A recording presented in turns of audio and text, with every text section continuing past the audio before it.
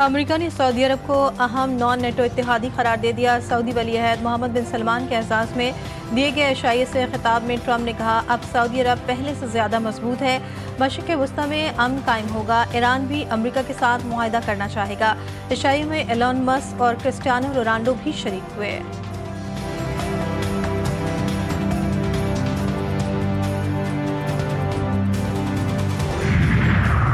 نائب وزیر اعظم اسحاق ڈار کی ایس سی او اجلاس کے موقع پر عالمی رہنماؤں سے ملاقاتیں۔ روسی وزیر اعظم سے ملاقات میں ایس سی او رکن ممالک میں تعاون بڑھانے پر گفتگو۔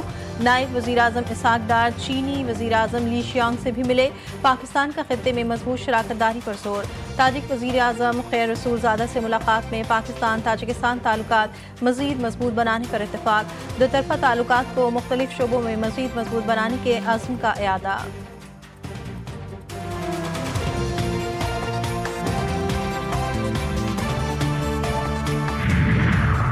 آزاد کشمیر کی 20 رکنی کابینہ نے حلف اٹھا لیا۔ قائم مقام صدر چودھری لطیف اکبر نے وزراء سے حلف لیا۔ وزیر اعظم آزاد کشمیر فیصل ممتاز راٹھور بھی حلف برداری کی تقریب میں موجود تھے۔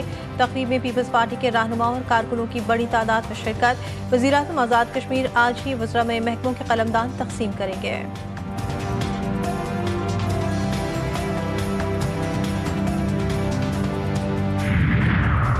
اور D G I S P R کا قائد اعظم یونیورسٹی کا دورہ۔ اساتذہ اور طلبہ کے ساتھ خصوصی نشست میں داخلی صورتحال اور ملکی دفاع پر گفتگو۔ اساتذہ اور طلبہ نے یونیورسٹی میں پاک فوج کے ترجمان کی آمد کو سراہا۔ D G I S P R نے طلبہ کو سوشل میڈیا پروپیگنڈا اور اصل حقائق سے متعلق آگاہ کیا۔ طلبہ کا کہنا تھا کہ D G I S P R نے مس انفارمیشن پر طلبہ کے سوالات کے مدلل جوابات دیے۔ ہم پاکستانی ہیں، پاک افواج ہم سے ہے۔ باجوڑ میں C T D elite force اور پولیس کا مشترکہ آپریشن۔ افغان خودکش بمبار اور سہولت کار گرفتار۔ دستی بم اور دیسی آئی ڈی بارود برآمد۔ حکام کے مطابق گرفتار ہینڈلر کا تعلق باجوڑ سے ہے۔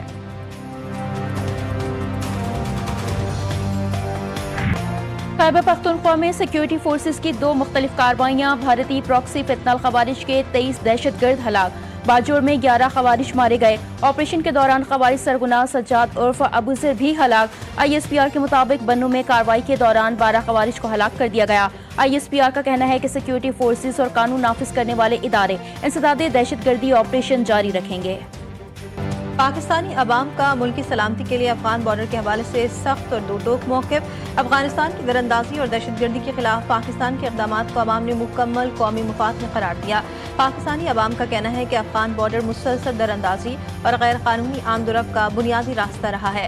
افغان بارڈر کو مکمل سیل کر کے اسے عالمی سرحد کی طرح سخت ٹریٹمنٹ دینا ضروری ہے۔ افغانستان سے دہشت گردی ختم ہونے تک بارڈر کھولنا قومی سلامتی کے خلاف ہوگا۔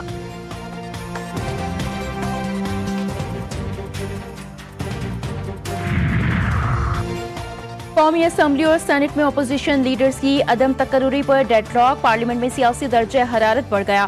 قانونی رکاوٹوں نے اپوزیشن لیڈر کی تقرری لٹکا دی۔ اسپیکر اور چیئرمین سینٹ نے اپوزیشن کو قانونی مسائل سے آگاہ کر دیا۔ پی ٹی آئی کا اپوزیشن لیڈرز کے لیے نامزدگیاں تبدیل کرنے سے 2 ٹوک انکار۔ پی ٹی آئی قیادت کی جانب سے پشاور ہائی کورٹ میں دائر درخواست خارج کروانے کے لیے پروسیجر شروع نہ کروایا جا سکا۔ کسی کو خوش کرنے کے لیے اعتراضات کیے جا رہے ہیں۔ پی ٹی آئی قیادت کا اسپیکر کو جواب۔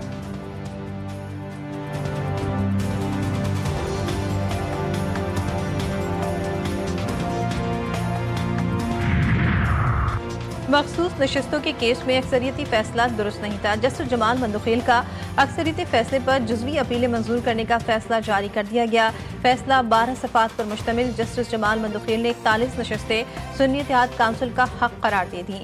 مخصوص 39 نشستوں پر اپنا اصل فیصلہ برقرار رکھا۔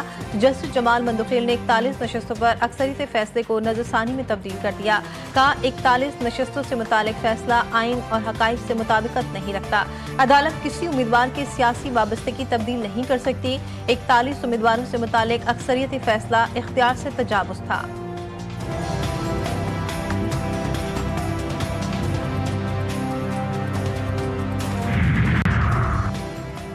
آزاد کشمیر کی 20 رکنی کابینہ نے حلف اٹھا لیا۔ قائم مقام صدر چودھری لطیف اکبر نے وزراء سے حلف لیا۔ نومنتخب وزیر اعظم فیصل ممتاز راٹھور بھی تقریب میں شریک ہوئے۔ کابینہ 18 وزراء اور 2 مشیروں پر مشتمل۔ سابق وزیر اعظم چودھری انوار الحق کابینہ میں شامل۔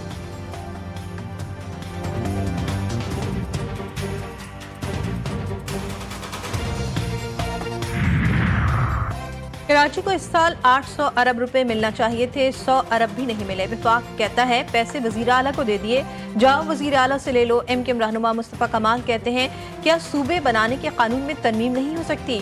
बिल्कुल हो सकती है। पीपल्स पार्टी कहती थी ज़राई टैक्स नहीं लगना चाहिए, IMF ने ज़राई टैक्स लगाने का कहा तो जरदारी साहब ने ऐलान किया।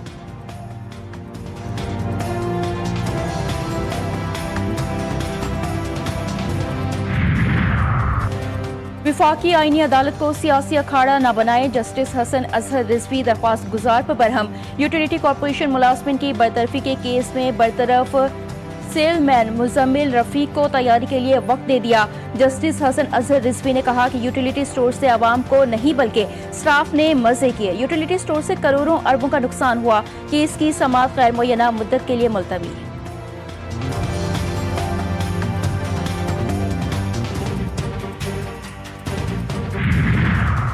सिंध हाई कोर्ट ने कराची मेट्रोपॉलिटन कॉरपोरेशन को कंटोनमेंट इलाकों से MOUCT वसूल रोक दिया। म्यूनसिपल टैक्स की वसूली कंटोनमेंट बोर्ड्स का इख्तियार करार। दौरान समाअत वकील दरख्वास्त गुजार ने कहा कि मलीर कंटोनमेंट बोर्ड पहले ही कंजर्वेंसी टैक्स वसूल कर रहा है। KMC ने बिजली के बिल में म्यूनसिपल चार्जेस भी शामिल कर दिए हैं। बैक वक्त 2 इदारे म्यूनसिपल टैक्स वसूल कर रहे हैं।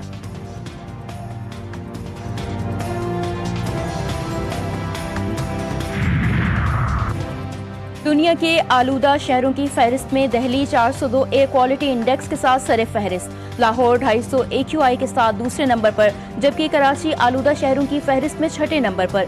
शहर कायद में फजाई आलूदगी 136 पार्टिकुलेट मीटर्स तक जा पहुंची।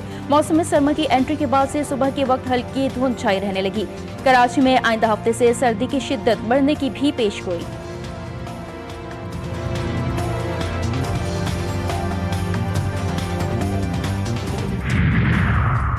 कराची के इलाके गुलिस्तानी जोहर भटाई कॉलोनी में एक गाड़ी पर फायरिंग से एक शख्स जाँ बहक, खातून जख्मी। पुलिस के मुताबिक जख्मी खातून जाँ बहक होने वाले शख्स की बीवी नहीं है। जख्मी खातून ने बताया मकतूल अली असगर उसके मोहल्ले का रिहायशी है। मकतूल अली असगर पर जमीनों पर कब्जे का इल्जाम भी था, मुकदमात भी दर्ज थे। लियारी अफशानी गली के करीब फायरिंग से एक शख्स जाँ बहक, उम्र तकरीबन 30 साल, शनाख्त न हो सकी।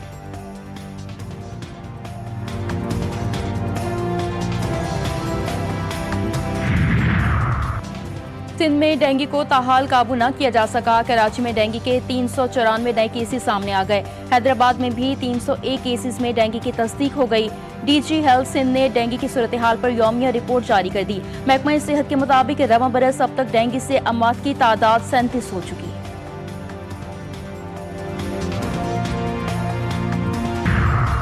नाअहल मोदी सरकार के भारतीय जंगी जराइम आलमी सतह पर बेनकाब। दिल्ली बम धमाके के बाद मकबूजा कश्मीर फिर से भारतीय बर्बरियत की जद में। बैनुल अक़वामी नशरियाती इदारे TRT के मुताबिक भारत ने सिर्फ इल्ज़ाम की बुनियाद पर जनूबी कश्मीर में शहरी मकानात को धमाकों से मिस्मार कर दिया। 2020 से 2024 तक 1000 से ज़ायद घरों की तबाही की दस्तावेज़ात सामने आई।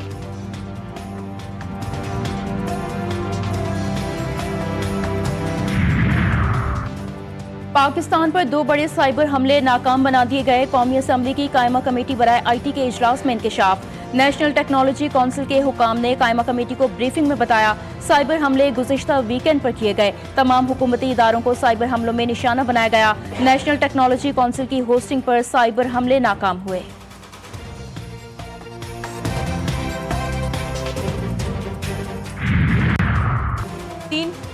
की T20 सीरीज में शाहीनों का फातिहाना आगाज। पाकिस्तान ने जिम्बाब्वे को 5 विकेटों से हरा दिया।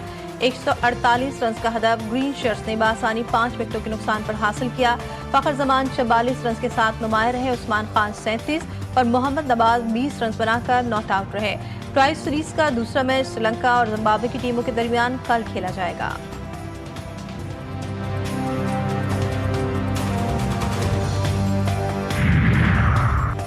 राइजिंग स्टार एशिया कप में पाकिस्तान शाहीन्स की फतुहात की हैट्रिक। पाकिस्तान शाहीन्स ने UAE को 9 विकेटों से शिकस्त दे दी। दोहा में खेले गए मैच में मुआज सदाकत ने 15 गेंदों पर 37 रन की इनिंग्स खेली। गाजी गौरी ने 16 और मोहम्मद नईम ने 6 रन बनाए।